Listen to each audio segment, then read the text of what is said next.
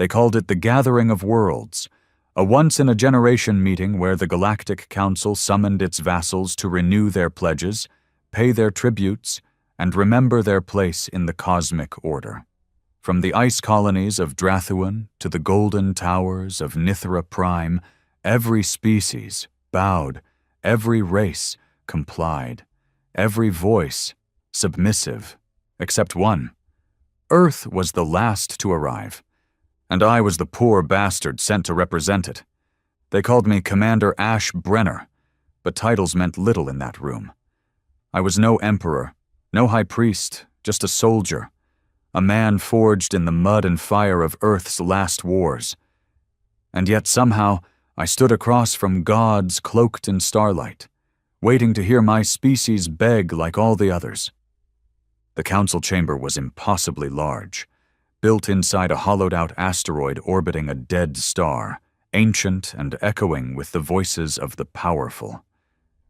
The 11 high seats shimmered above me, avatars projected from across the galaxy. Each of them a leader of empires that had ruled longer than Earth had walked on 2 legs.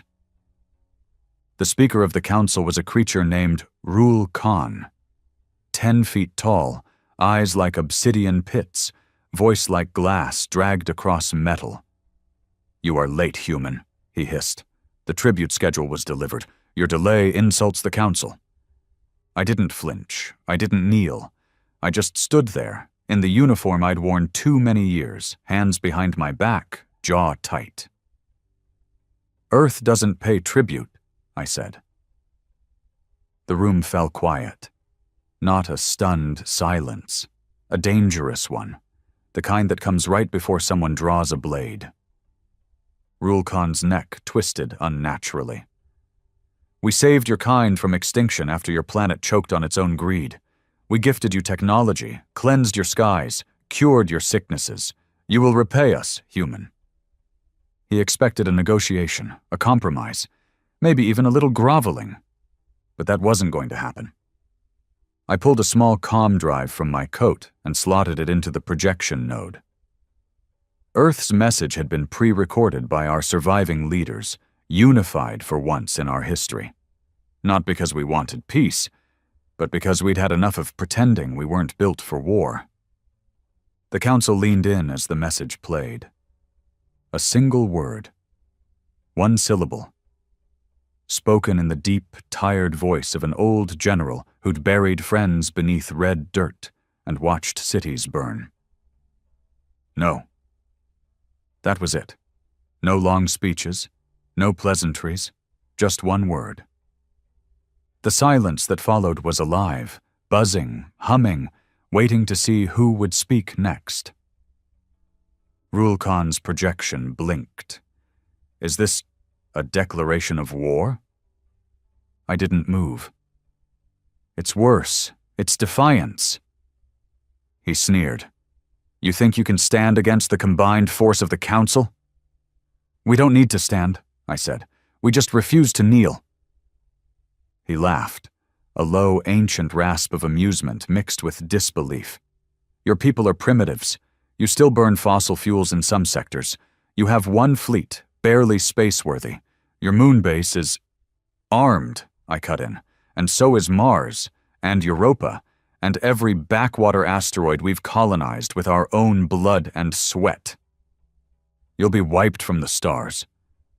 I leaned forward slightly. Maybe. But not without reminding the galaxy why humans were born screaming and never learned to stop.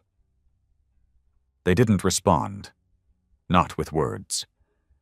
Their avatars blinked out, one by one, leaving only cold shadows where gods once sat. And in that hollow, echoing silence, the galaxy felt something it hadn't in a long, long time. Fear. Back on Earth, the silence from the Galactic Council wasn't comforting. It was suffocating. The kind of silence that sat on your chest and didn't let you breathe. The kind that came before thunder cracked the sky. I landed at the World Military Command in New Zurich 2 days after the gathering. Nobody shook my hand. Nobody welcomed me home. They just watched me like I'd lit a fuse under the entire planet. "Do you have any idea what you've done?" General Riker barked, slamming his hands on the table. "I did what I was ordered to do," I said, standing rigid in my still dusty uniform. "You were told to deliver the message," he snapped. "You weren't told to spit in the gods' faces while doing it." I stared him down. "They're not gods. They bleed like everything else. That's the mistake everyone keeps making." The war room was packed. Commanders, scientists, economists, even a few surviving diplomats who still believed this could be talked down. The holographic map in the center displayed the solar system, with blinking red warning markers along every known wormhole and council approach route. The council hadn't responded yet. That made everyone more nervous. "They'll come," Riker muttered. "Not with words, with fleets. They won't warn us. They won't negotiate. They'll descend like fire, and they'll make Earth a lesson." A heavy silence fell across the room. No one disagreed. I broke it. "Then let's make them regret choosing Earth for their lesson." Some laughed. Bitterly. Like soldiers at the edge of a grave, they were digging for themselves. But not everyone. One man stood from the shadows near the back. He was older, face carved with time, eyes dull but sharp at the same time. Director Morrow of the OSI, the Office of Strategic Inhumanities. If black projects had a god, this was it. "I agree with Commander Brenner," he said quietly. "They think we're soft. They think the surface speaks for what's buried underneath."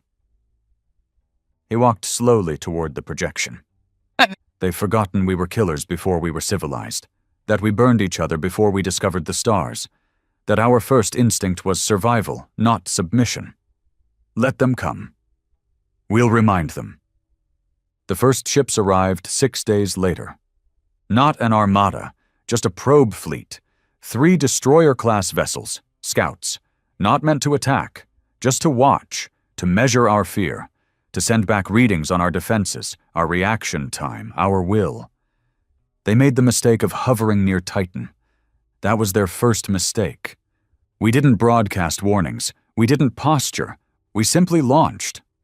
Project Dreadspire had been buried beneath the surface of Titan for 12 years, its existence known to only a handful of military and Black Op engineers. A railgun the size of a city, powered by a fusion core stripped from a failed StarCore experiment. One shot, if calibrated right, could split a cruiser in half before its shields even adjusted. The first ship didn't have time to blink. The second managed to fire 2 rounds. One missed completely. The other grazed a Martian defense satellite and fizzled in atmosphere. The third tried to run. It never made it past the Oort cloud. We didn't salvage their wreckage. We left it floating, scarred metal and drifting bodies, a message clearer than any broadcast. That was our reply. When the council finally spoke again, it wasn't through ambassadors or delegates. They sent a herald. Her name was Kareth, a being made entirely of living crystal, designed to terrify. She landed on Earth personally, breaking centuries of protocol. That alone told us how serious this was. I met her in the ruins of Geneva, chosen because it was neutral once, long ago. Now it was ash, a symbol, maybe, of how peace had become a memory. She stood twice my height. Her voice was like singing metal. "You've killed our scouts." I didn't respond. She tilted her head. "That is an act of war." I stared at her through tinted lenses. "You already declared war when you demanded tribute. We just accepted." She stepped forward. "You misunderstand. This is not a war you can win. It is not even a war you will survive." I smirked. "Then we'll be the most dangerous corpse you've ever stepped over." Her crystal eyes narrowed. "Why resist? You are outnumbered, outgunned, outclassed. What does humanity gain by fighting?" I didn't answer with words.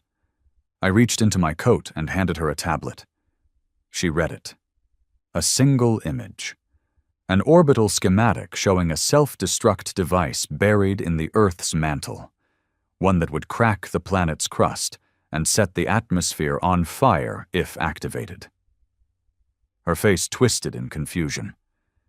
You would destroy your own planet? If it means taking a chunk of your council with us, I said quietly. Yes. Kareth looked up at the sky, then back at me. For the first time, she looked unsure. Who leads you? She asked. No one, I said. That's why you'll lose. She left without another word. But we knew what was coming next. The build-up began.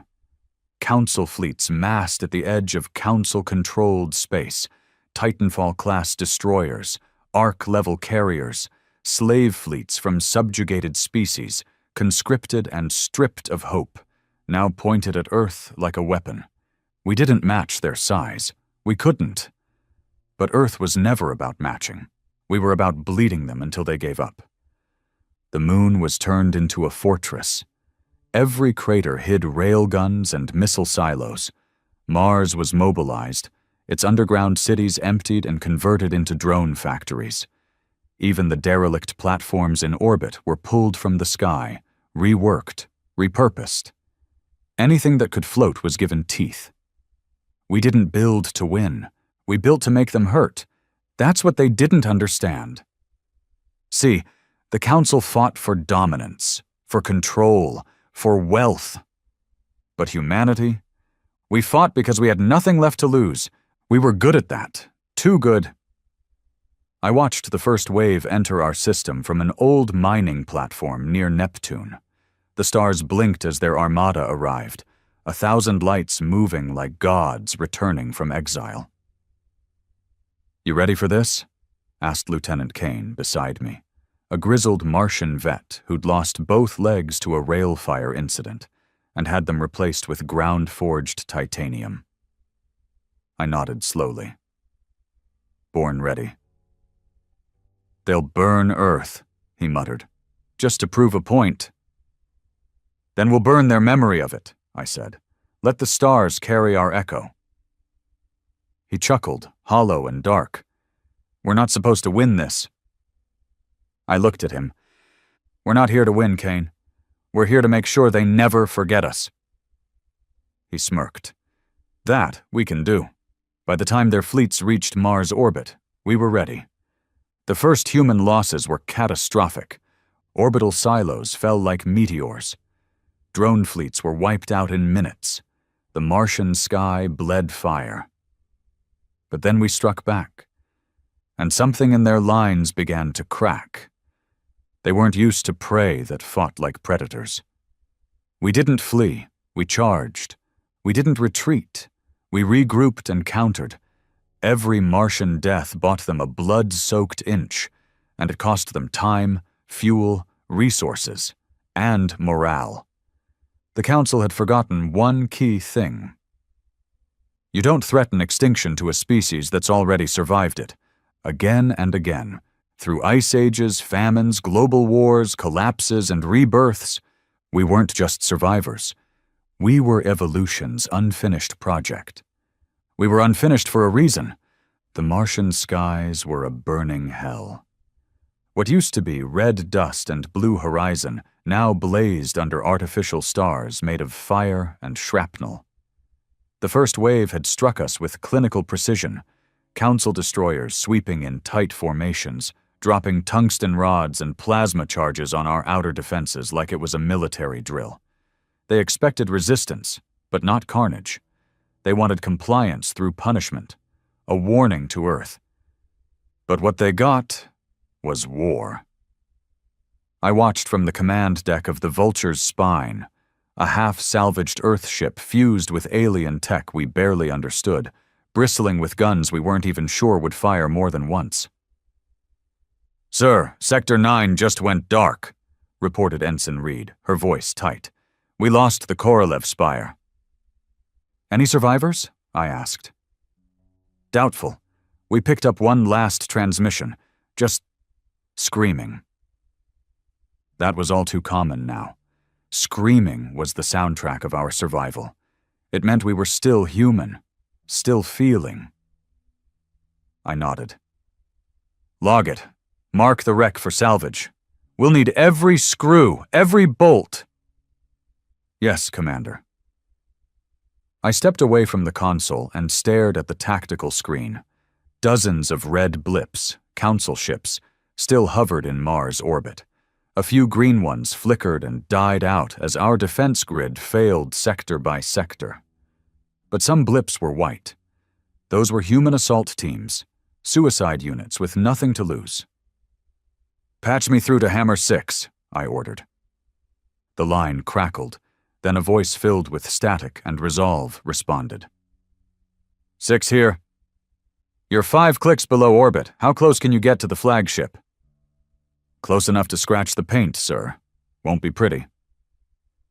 It doesn't have to be pretty. It just has to make them bleed. A pause. Then laughter, bitter, human, grounded. Copy that. We'll make it bleed. The line went dead.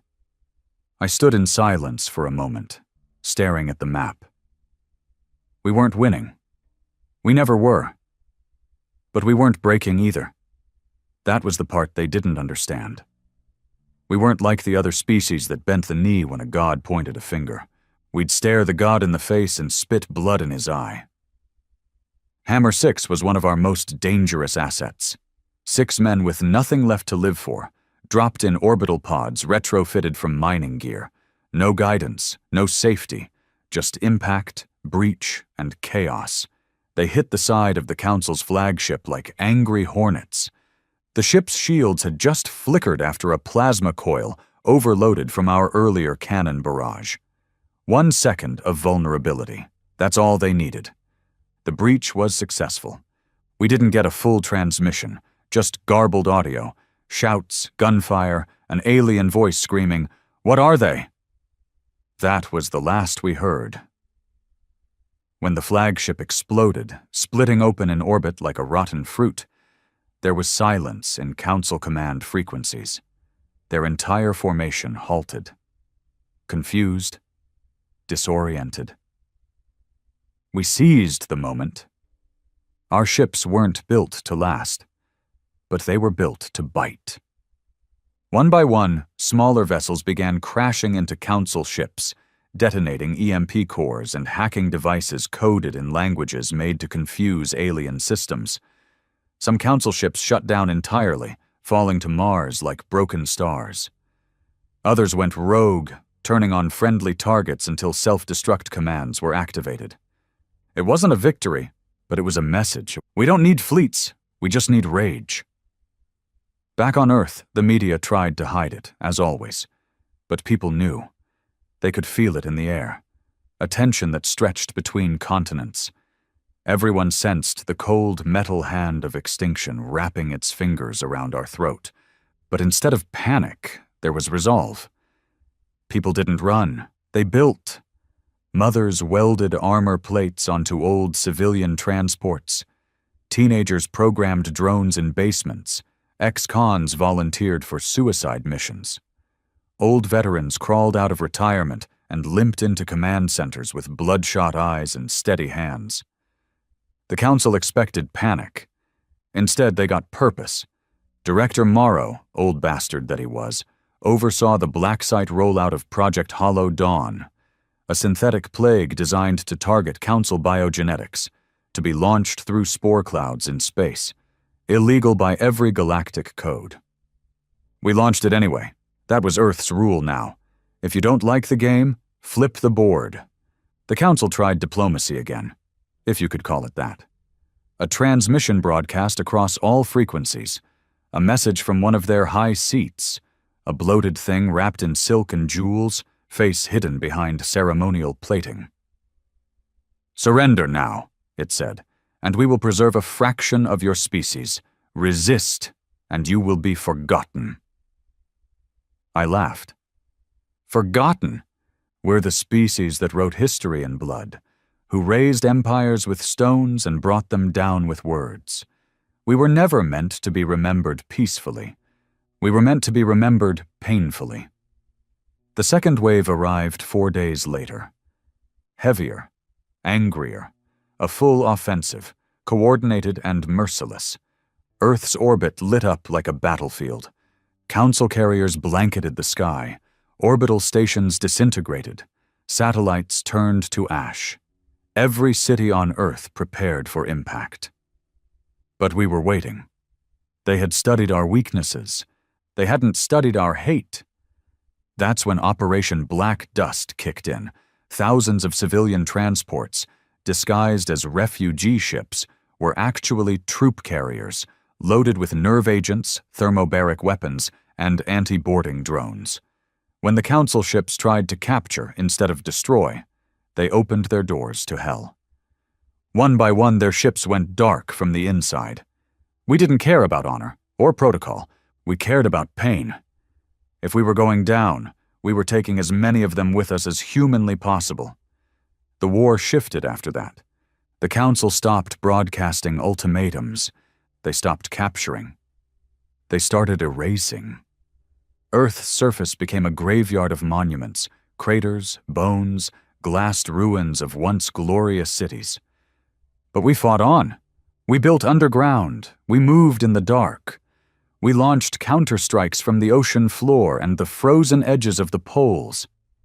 And everywhere they went, they found us waiting. Not organized, not elegant, but present. Like a virus that wouldn't die. Like a whisper in their sleep. Like a species that refused to be erased. There was a moment, just a small one, where it all nearly collapsed. The Council launched a kinetic spear at Earth's core, a weapon meant to trigger a tectonic meltdown. They missed by miles, but it still caused a global quake. Entire continents shifted. Coastal cities vanished beneath tidal waves. Billions were gone. I was underground when it hit. Buried beneath rock and steel, clutching the side of a data node as the entire Earth groaned beneath me. I remember thinking this was it, that we'd finally broken. But when the shaking stopped, and the dust cleared, and the comm lines crackled back to life, someone was singing. A child's voice, off-key, trembling, but singing, and then others joined. One by one, voices from bunkers, shattered towers, ruined hospitals, singing the old anthem, not because they believed in flags or governments, but because it was human, and if the Council wanted to erase us, they'd have to silence every last damn voice. That was when I knew. We weren't dying. We were becoming. They used to call us unpredictable. Now they called us something else. Unknowable. That was the word spreading across the intercepted Council frequencies, spoken in hushed tones, encrypted transmissions, and panicked retreats. Unknowable, unstoppable, unnatural. What began as a tactical war had become psychological. We had crawled into their minds, into their protocols, into their nightmares. We weren't winning through strength. We were winning through infection. Humanity was becoming a myth, and myths were far harder to kill. The Council still had the numbers. Their fleets blanketed solar systems. Their tech eclipsed ours by centuries. But every time they sent a fleet into Sol, they lost ships, they lost time, they lost men, and worse, they lost confidence. Our strategy was simple. Make the war cost more than submission ever would. We didn't strike grand targets anymore. That was predictable. We hit food convoys, medical supply lines, oxygen filtration systems, not to destroy the enemy, but to cripple the machine that kept them moving. They sent drones to track us. We hacked them. They sent assassins. We turned them. They sent peace envoys. We buried them. We used every part of the corpse. I stood in the command bunker beneath what was once the Alps, watching the latest footage from Titan. A council research station, one of their largest, burned like a signal fire on the black horizon. Director Morrow stood beside me, silent. "They never expected us to learn so fast," I said. He nodded slowly. Their arrogance was their weakness. I turned to him. "How long until they crack?" He gave me that tired look he always wore, like he'd lived too long and read too many death reports. "They won't crack, not yet, but they'll start to question. And once they question, they hesitate. That's when we kill." He walked away without another word. That was how we all were now. No speeches, no celebrations, just blood and silence. 3 months into the counterinsurgency, we intercepted something rare, a council distress call. It wasn't meant for us, but we heard it. A battlecruiser in Sector 39, caught in a radiation storm, was begging for backup. Its shielding was compromised, life support failing, no nearby fleets, no help coming. They never thought we'd be the ones to answer. I ordered the Grey Widow, an old orbital repair vessel, to intercept. Not to destroy, not to salvage, to rescue. It confused everyone. But that was the point. We boarded the cruiser under white flags, suits glowing with artificial council colors. The aliens inside were dying, hallucinating, some barely conscious. We patched their wounds, restored pressure, stopped the bleed. Then we left. No bombs, no sabotage, just a recording left on their central feed. A simple message. We are human, remember that. We didn't need them to thank us. We needed them to wonder why. Because nothing terrifies tyrants more than mercy from the people they tried to destroy. The next council broadcast came with shaking voices and veiled threats.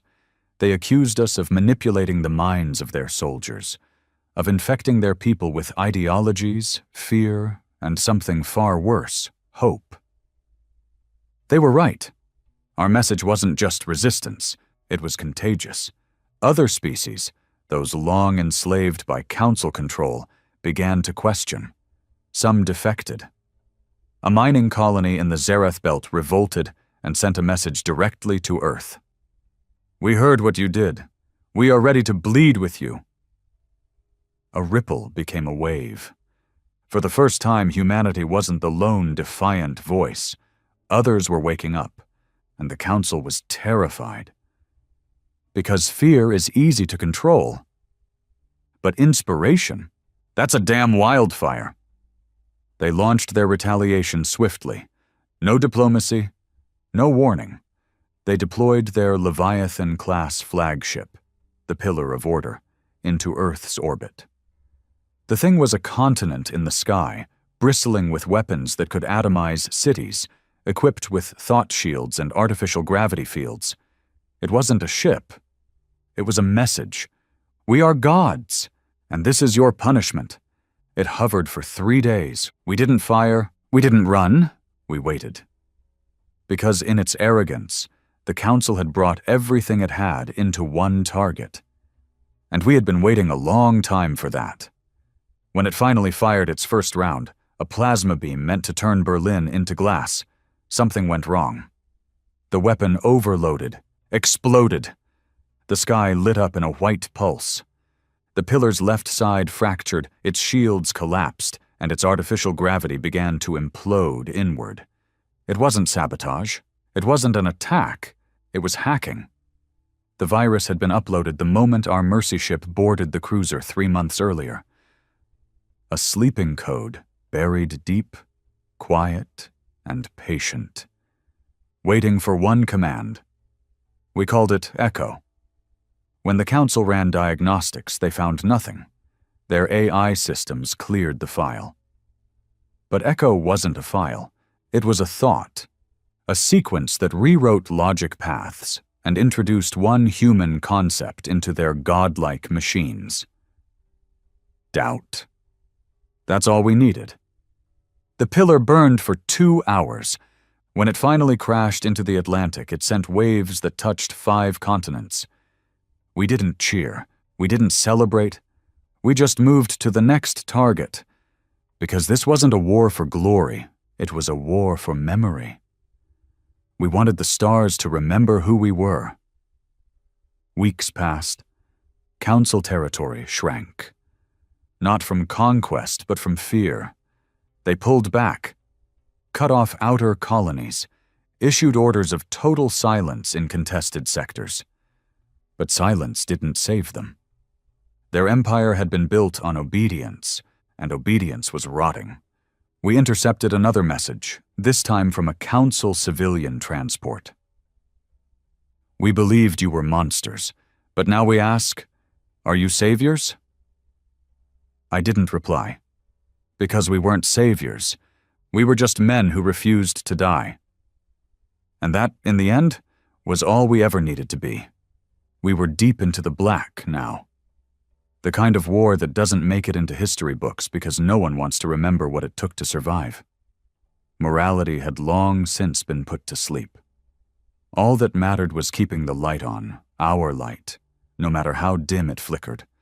And right now, it was flickering hard. The council had retreated, yes. Their outer sectors were in collapse, their fleets scattered, their morale bleeding out. But that didn't mean they were finished. Far from it. A cornered god was more dangerous than a marching army. We knew they were planning something.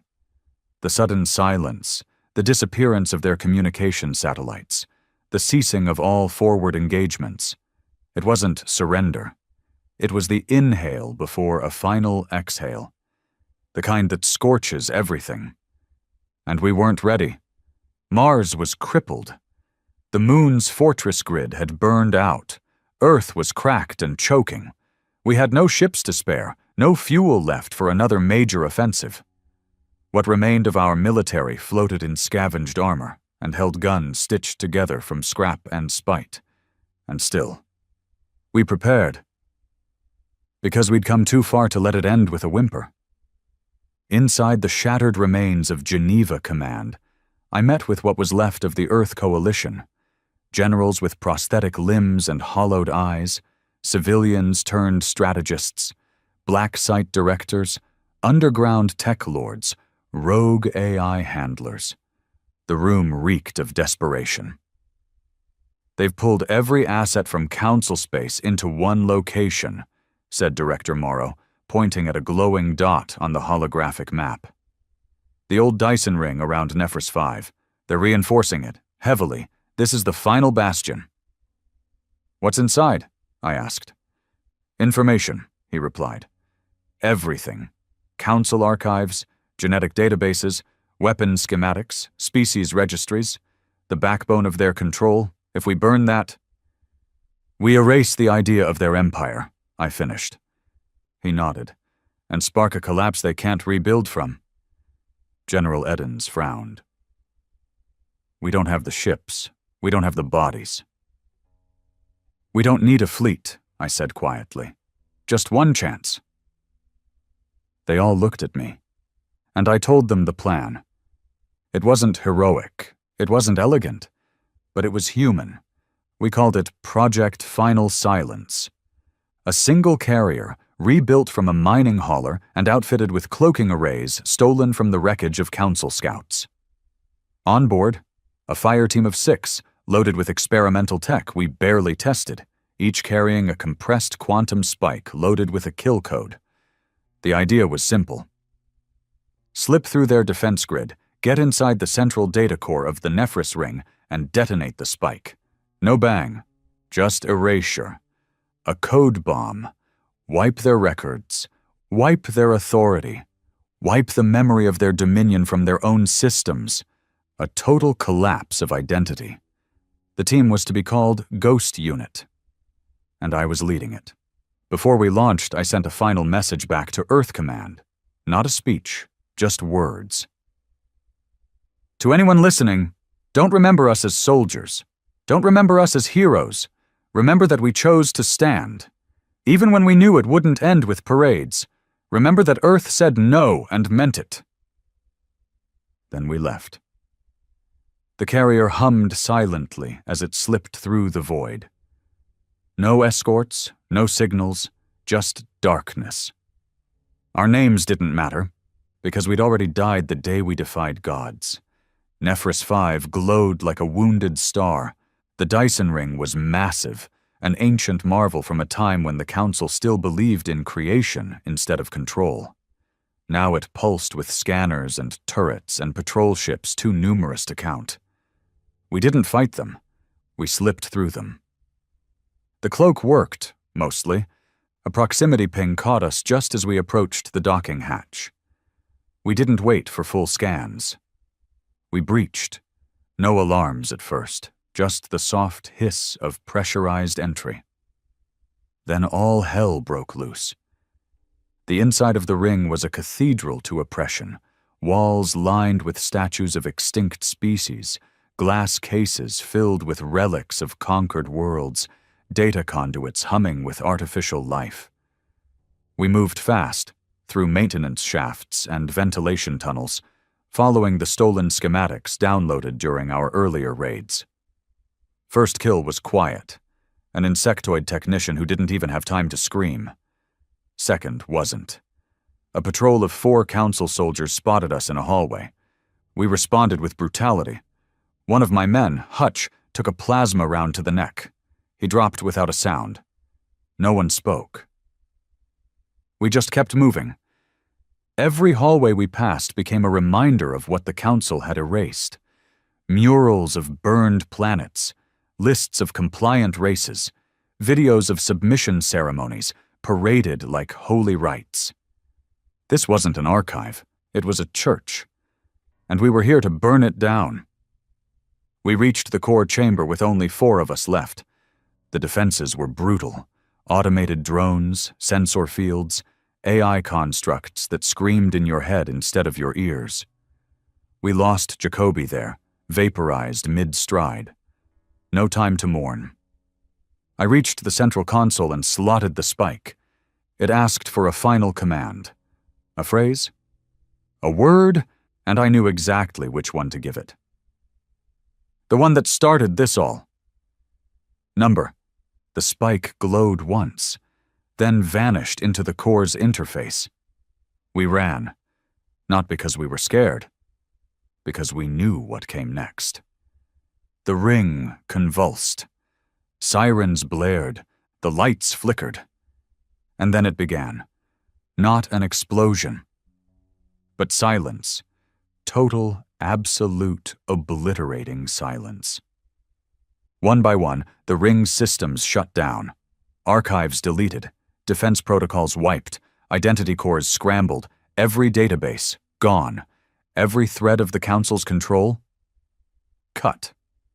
We escaped in a stolen patrol ship, just as the ring began to break apart under its own weight. We watched it crumble behind us, and none of us spoke. There were no words for what we had just ended. Across the galaxy, Council systems fell into disarray. Orders stopped coming. Records were gone. Command hierarchies broke down. Civilizations that had been held in line by fear and administration found themselves unshackled. Not because of hope, but because there was no one left to tell them no. Earth didn't win through force. It won through erasure. It made the gods forget they were gods. And in the vacuum that followed, the galaxy didn't weep. It exhaled. The galaxy didn't explode after the fall of the Council. It unwound. Like a machine that had been running too long, too hard, too controlled. The silence that followed the destruction of the Nephris ring spread faster than any scream. One by one, star systems flickered offline from Council command. Ships lost connection with their masters. Colonies sat idle, waiting for orders that never came. And when none arrived, they remembered how to think for themselves. Earth didn't declare victory. We didn't send out diplomats or parades or celebrations. We didn't have the strength or the delusion. We were still bleeding, still burning. We'd won, but only in the sense that we didn't lose. The council was gone, but so was half the human race. I returned to Earth 7 weeks after Nephris fell. The sky was gray, not from war, but from ash, smoke, and atmosphere that had been punched and clawed too many times by weapons never meant to be fired in our cradle. Geneva was gone. New Zurich was underwater. The Americas had fractured into splinter states, each one limping forward with barely any power, no supply chains, and too many ghosts. We didn't rebuild. We endured. The World Military Command didn't exist anymore. I wondered what was left of it. Old bunkers, collapsed tunnels, rooms full of dead plans and forgotten names. A boy stood near one of the collapsed data cores, poking at it with a stick. He couldn't have been older than 10. Thin, dirty, but alive. He looked at me like I was some kind of monument. "You part of the old world?" he asked. I gave him a tired smile. "Something like that." "You kill them all?" he asked. I shook my head. No one ever kills them all. "But they're gone, right?" "Gone enough." He nodded, then ran off, as if that was all he needed. I watched him disappear into the rubble and wondered how many others like him were out there. Born in fire, raised in silence, too young to know what a planet without war looked like. Too young to understand what we'd lost. Director Morrow found me weeks later, or what was left of him. He walked with a limp now. One eye was glass. He'd aged 2 decades in 2 months. "Congratulations," he said without sarcasm. "You destroyed a 1,000-year empire." I didn't respond. He sat beside me on the wreckage of a comm tower, lighting a cigarette with shaking hands. "You ever wonder what comes next?" he asked. "No," I said. "That's someone else's problem now." He laughed bitterly. "There's no one else left." We stared at the dead city. "You know what the problem with winning is?" he muttered. I raised an eyebrow. "You become the thing people fear next." And with that, he walked away. The transmissions started soon after. Across the galaxy, new voices rose up. Former slaves who now controlled star systems, alien races claiming independence, warlords carving up council sectors, revolutions turning into dictatorships, chaos dressed in freedom's skin. Some praised Earth. Most feared it. They'd seen what we could do, what we were willing to become when pushed. They didn't want saviors anymore. They wanted space. So we gave it to them. We stopped broadcasting. No more warnings, no more speeches. We turned inward. Humanity would not lead. Humanity would survive. Let them write their own stories now. We'd written ours in blood already. I walked through the ruins of Moscow one morning. It had snowed the night before, and the bomb craters were hidden beneath soft white blankets. It almost looked peaceful. A woman emerged from one of the shelters. She was older, one arm missing, the other holding a metal pipe as a makeshift cane. "You one of the soldiers?" she asked. "I was."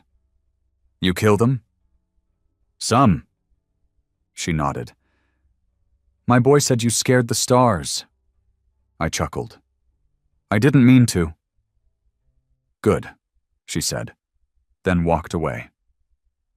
That's what Earth had become now.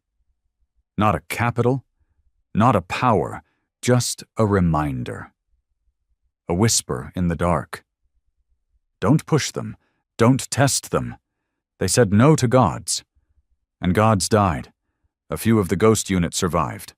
Hutch's body was never recovered, but Jacoby had made it out. Lost half his face and one lung, but still kicking. We met one last time in what used to be an airport hangar, now turned into a refugee shelter. He didn't speak much anymore. Didn't have to. He looked at me, handed me a flask, and we sat in silence for an hour. 2 broken tools from a war that broke the sky. He finally asked, "Think they'll come back? The council? Or something worse?" I stared at the sky. "They always do." He nodded. "You ready for that?" I looked at the ruins, the people crawling from them, the children who only knew this life, and the ones who'd build the next. "Next time," I said, "we don't wait. We don't ask. We don't warn." He smirked. And I knew that meant yes. That was the new humanity. Not loud, not proud, just present, watching, waiting. The galaxy moved on. Trade routes opened again. New alliances formed. Other species rose to power. But Earth stayed quiet. And in that silence was a legend. A myth about a world that told the Council no and meant it. Not because they wanted war, but because they'd already lived through worse. The last line of the legend said, "If you knock on Earth's door, be ready to bleed." And that was enough. We didn't need to rule. We didn't need to speak. We just needed them to remember. The galaxy moved on. At least, that's what they told themselves. The Council was dead, its fleets scattered or silent. Old colonies declared independence. New powers sprouted like weeds in a field abandoned by the farmer. Trade resumed. Treaties were inked. Warlords put on crowns. Freedom, they said, had finally come. But in every corner of the galaxy, in every Senate hall and war room, one name still pulsed like a wound that wouldn't heal. Earth. They never came back, never sent diplomats, never claimed territory, never answered hails. They just vanished into their own dust. But the fear remained. Because while Earth had gone silent, their echo still thundered. In the sand-blasted wastes of Varnus II, a merchant tribe passed stories by firelight. One tale always returned, of a species that said no to the gods and made the stars bleed.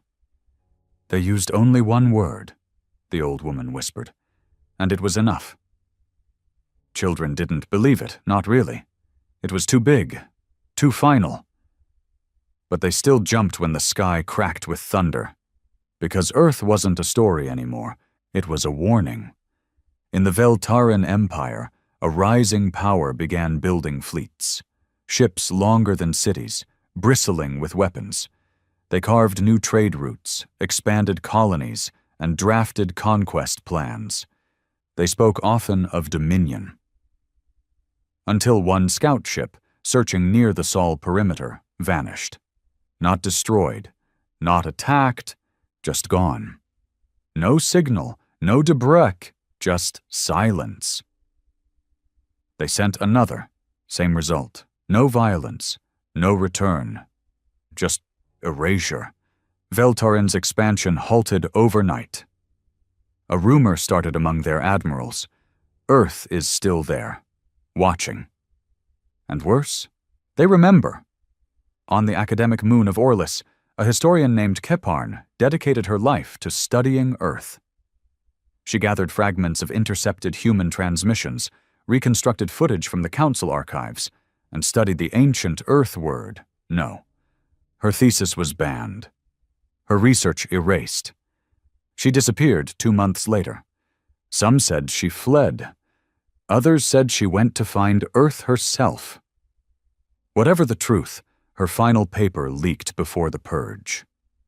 It read, "The problem isn't that Earth fought back, it's that Earth learned. And if they learned once, they can learn again." 50 years after the fall of the Council, a new galactic order was forming. Loose, nervous, built on tentative handshakes and unspoken fears. Every treaty had a line that wasn't written down. Every map had a place that wasn't drawn. Earth. Some called it a dead world. Others, a sleeping god. A few believed it was still burning, not with fire, but with resolve. Because nothing had come out of Sol in decades. Not ships, not signals, not survivors. But when probes drifted too close, they were always found later, cracked open, wiped clean, sent home with one chilling addition: a carved word etched deep into metal. Number, and then came the flare. It started small. A long dormant beacon near Jupiter blinked. One pulse, then silence, then 2 pulses, then 3. Soon, across the system, Earth's old defense satellites began blinking in a strange sequence. At first, other races thought it was noise, static, leftover code, until someone cracked the pattern. It wasn't random, it was a countdown. Panic spread fast. The Veltaren mobilized fleets. The Wrathi began evacuating border colonies. The Jinhal Syndicate offered Earth tribute, blindly, through encrypted frequencies, hoping silence was better than a reply. The countdown continued. 72 hours, 60, 48. No one knew what it was for. A weapon? A message? A return? Galactic forums exploded with speculation. Pirate networks sent scouts. Black market oracles made fortunes reading prophecies from old Earth transmissions. But Earth said nothing. Not a word. Just ticking. Ticking. Ticking. At 24 hours, a ship entered Sol from the edge. It wasn't human. It was automated. An ancient council probe, long since forgotten. Someone, or something, had reprogrammed it.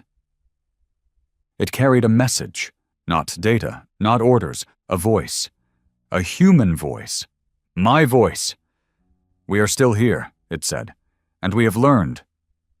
Then the countdown stopped. No explosions. No invasions. Just the truth. They were listening. And Earth was awake again. That message broke the galaxy.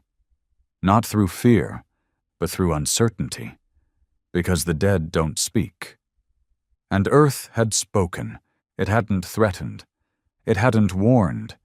It had simply reminded them, we're still here. We remember. We learn. And now the galaxy knew. Earth never forgot how to fight. They'd just been waiting. The galaxy didn't sleep that night. Across every star-faring species, every military council, every slum-born scavenger fleet, all eyes turned to Sol. The pulse had stopped, the countdown had ended, and Earth had spoken. We are still here, and we have learned. No declarations, no demands, just that voice, tired and sharp, reverberating across frequencies that hadn't been touched in decades. But it was enough. For the first time in a generation, the fear wasn't that Earth would attack. It was that Earth had a reason not to. In the black edge of the Sol system, cloaked ships hovered. Every race sent someone to watch. Some were scouts, others diplomats. A few were fools who thought this was the moment to strike. None came home. The Watchers never saw gunfire. No fleets emerged from the planetary crust. No new weapons unveiled. But they all felt something. A pressure. A silence. A signal that never left their minds. Humanity wasn't rebuilding. It was becoming. Inside a hollowed-out city buried beneath Antarctica's ice shelf, I sat in what used to be a command room. The lights flickered from geothermal power. The floor creaked from melting glaciers above. But the screens were still alive, pulling in galactic comms, decoding, watching. I hadn't spoken into a mic since the flare. Didn't need to. The silence did the work for me now. You really think they're scared of us again? Asked Jacoby, limping into the room, half a bottle of synthetic whiskey in his hand. I nodded. They were never scared of our ships, I said. They were scared we'd change the rules again.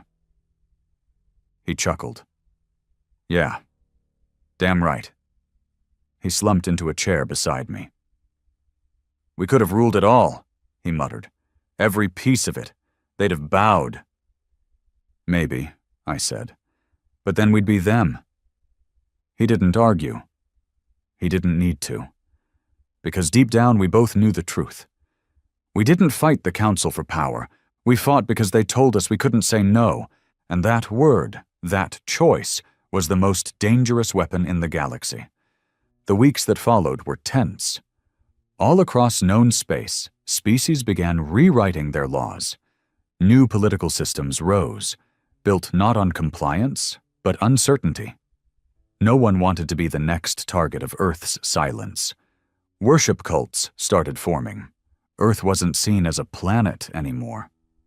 It was a concept, a force, an ancient, wounded god that had bled enough to become untouchable.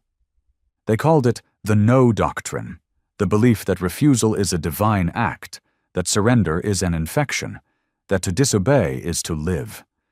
Some species outlawed it immediately, others adopted it as their new constitution. The council had ruled by structure. Earth ruled by fear of choice. And both were effective. But only one made the stars hold their breath. Eventually, they sent a message. A diplomatic packet, encoded, encrypted, begging for contact, not from the old powers. They were all gone. This came from a unified coalition, a loose group of planets and species who called themselves the Accord of Balance. They asked for a meeting, not in their territory, not in neutral space, but on Earth, in the ruins, with me. They didn't know my name, only my voice, and they wanted answers, not to what Earth wanted, but what it would do next. I met them at the edge of the blast crater that used to be what the Council called Human Settlement Zone 1. We called it Boston. 6 ships landed.